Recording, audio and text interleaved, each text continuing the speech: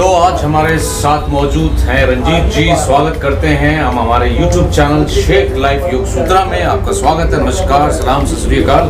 नमस्कार जी, नमस्कार। और आज रंजीत जी हमारे सामने पूरे गेटअप में आए। बिल्कुल जो है कि वाकई में लग रहा है कि जो एक सिद्धि प्राप्ति वो उनको हुई भी है, उसके बारे में भी हम चर्चा करेंगे बाद में। तो चलिए छोटे से चैनल के इंट्रोडक्शन के ब्रेक के बाद इनसे मुलाकात करेंगे। तब तक के लिए वेट।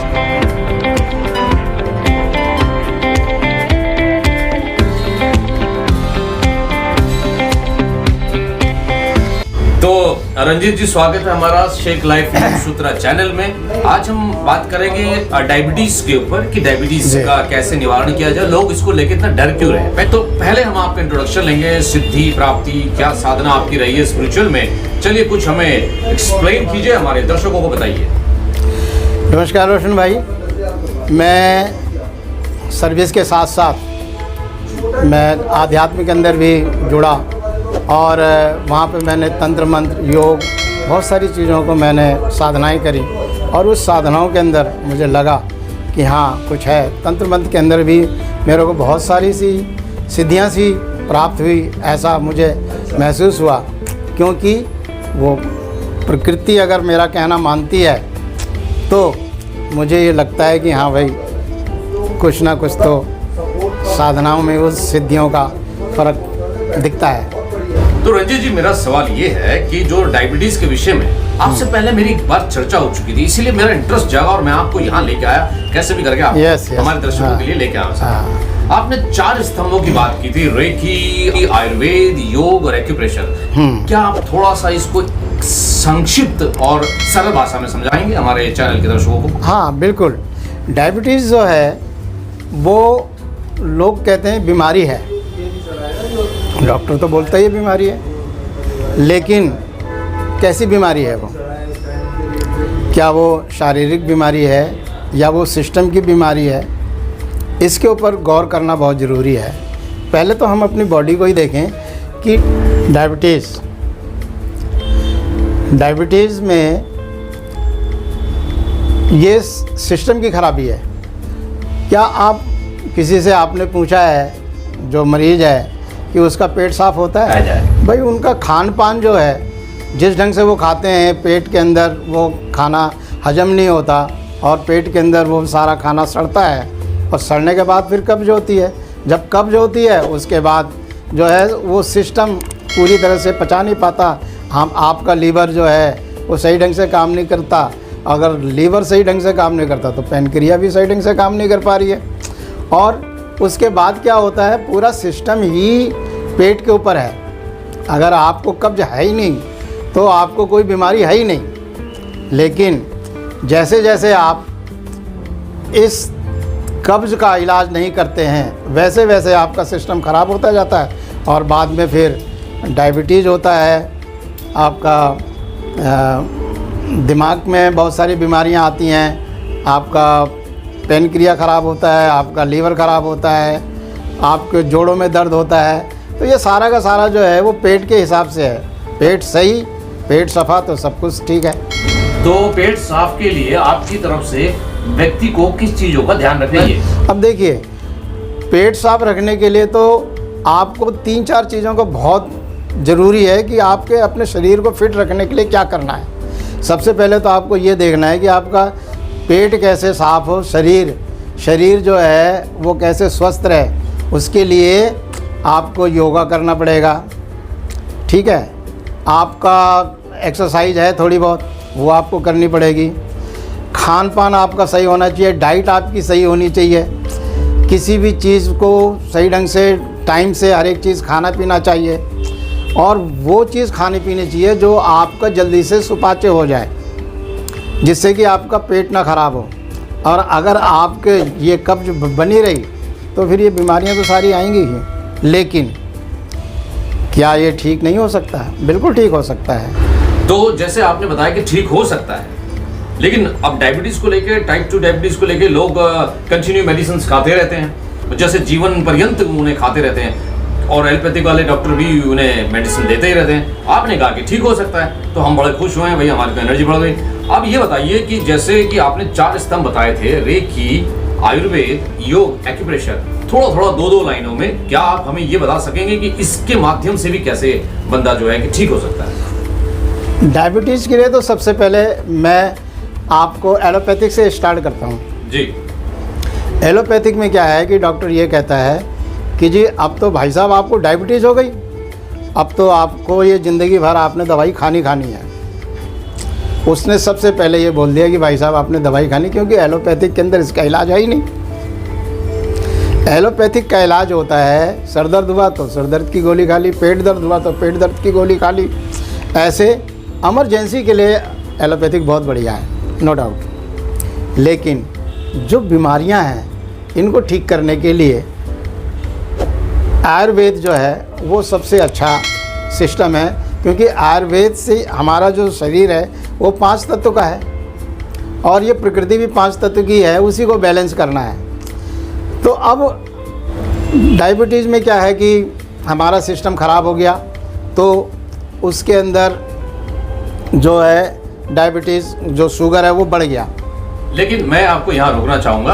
अब मुझे आप जो बताना चाह रहे हैं, जैसे भी आप बता रहे हैं, कृपया करके आप थोड़ा बोर्ड पे अगर समझाएंगे तो हमें ज़्यादा समझ में आएगा। हाँ, बोर्ड पे भी समझा सकते हैं। चलिए हम थोड़ी देर में बोर्ड पे भी देखते हैं कैसे, अभी ये हमें बताएंगे रंजीत जी बोर्ड पे कैसे कैसे ग्राफ बनता है गोलियों से और कैसे कैसे ग्राफ बनेगा आयुर्वेद से, कैसे योगा इसको करता है और एक्यूप्रेशर के पॉइंट्स के विषय में भी बताएंगे। डायबिटीज़ के बारे में मैं आपको एलोपैथिक के अंदर बताना चाहता हूँ, जो मेरे को थोड़ा बहुत जानकारी ऐसी मिलती है अपने हिसाब से।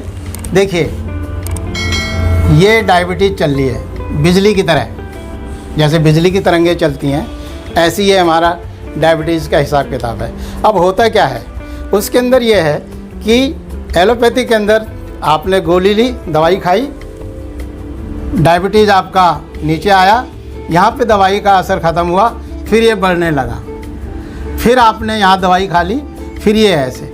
अब ये इसी ढंग से वो सिर्फ डायबिटीज़ को कंट्रोल ही करता, दबाता ही है उसको, वो उसको ठीक नहीं करता, ठीक है। लेकिन आयुर्वेद के अंदर क्या होता है, आयुर्वेद के अंदर कोई ऐसी सिस्टम है ही नहीं, क्योंकि वो 5 तत्व की चीज़ें हैं जो बनी हुई हैं। उसके अंदर क्या होता है कि वो जो दवाई है वो जाकर यहाँ पर ऐसे ऐसे रह जाती है। तो वो जो उसका असर है ये ख़त्म हो जाता है, क्योंकि ये सारा यहाँ से लेकर ये सारा का सारा जो है ये लिक्विड में रहता है। तो वो जो फोर्स है वो कम हो जाता है। तो आदमी का अब क्या है कि जैसे बिजली है, बिजली के अंदर क्या है कि बिजली के साथ साथ अटैच है, फ्रिज अटैच हो गया, बल्ब अटैच हो गया, ठीक है, और कोई मशीन अटैच हो गई। बिजली कम हुई, परेशानी हुई, फ्रिज ख़राब हो गया, बल्ब ख़राब हो गया और वो मशीन ख़राब हो गई, क्योंकि पावर कम हो रहा है, ज़्यादा हो रहा है। ऐसे ही ये हमारा शरीर है, इसके अंदर क्या है कि शुगर ज़्यादा हुआ, हमारे ऑर्गन ख़राब हो रहे हैं, लीवर ख़राब हो रहा है, किडनी ख़राब हो रही है, ये बहुत सारी चीज़ें जो हैं जो हमारा इसके साथ जुड़ा हुआ सारा का सारा वो ख़राब हो रहा है। अब उसको ठीक करने के लिए तो यही है कि अगर हम आयुर्वेद लेते हैं तो कम से कम ये जो तेज़ी से कम ज़्यादा हो रहा है ये ख़त्म हो जाएगा और हमारे इस ऑर्गन को झटका नहीं लगेगा, हमारे जो मशीनें हैं उनको झटका नहीं लगेगा। तो इस ढंग से जो है ये आयुर्वेद जो है वो ज़्यादा बेटर है एलोपैथिक से। हमने आपको जो है अभी बताया एलोपैथिक और आयुर्वेद, ठीक है। अब हम अपने सिस्टम को कैसे ठीक रखें। सबसे बड़ी समस्या जो है हमारी ये है कि हम लोग परेशान हैं, भागा दौड़ी में परेशान हैं। दोस्तों, पहला स्तंभ तो आयुर्वेद का था जो हो गया। अब योगा के ऊपर हम बात करते हैं, क्योंकि हमारा जो शरीर है वो किस ढंग से स्वस्थ रह सकता है, उसके लिए योग जो है वो सबसे पहली चीज़ है। क्योंकि जब तक हम अपने योग से हमें कपालभाति करना है, भस्त्रिका करना है, प्राणायाम करना है, अनुलोम विलोम करना है, ये तो हमारे को ये निकालना ही पड़ेगा टाइम, क्योंकि इसके करने से हमारा जो ये पूरे शरीर के जो ये ऑर्गन्स हैं ये हिलते हैं, अंदर से जो ये कब्ज है ये ख़त्म होता है। ये जो योग और प्राणायाम है इसमें थोड़ी सी सावधानियां रखनी है, जो लोग ब्लड प्रेशर के मरीज़ हैं या मतलब कि हार्ट के हैं या जिनका ऑपरेशन हुआ है, वो इसके ऊपर थोड़ी सी सावधानी रखेंगे, आस्ते आस्ते उसको करेंगे, या फिर हमारे पास आएँ क्लिनिक के अंदर और यहाँ से सारा डिटेल जो है वो लें और उस ढंग से करें। मैं बिगर दवाई की एक पद्धति और आपको बताना चाहता हूँ, एक्यूप्रेशर।